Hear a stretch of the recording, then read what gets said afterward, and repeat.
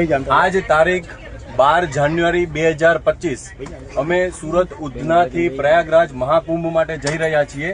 આ પહેલી ટ્રેન છે મહાકુંભમાં શાહી સ્નાન માટે।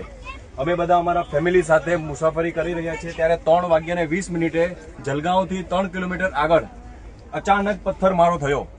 તો આ કાચની જો આની સ્થિતિ, હવે આ કાચ આગળ બીજો લોડ લઈ શકે એમ નથી અને હવે જો આમાં એક પણ માર આવશે તો અમારું નક્કી નથી શું થશે। અમને તાત્કાલિક આગળનું જે નેક્સ્ટ સ્ટેશન આવે ત્યાં અમને તાત્કાલિક પ્રોટેક્શન આપો। અમને અમારી અને અમારા પરિવારની સખત ચિંતા છે। મહેરબાની કરીને અમારી સુરક્ષાનું આપ સમાધાન આપો।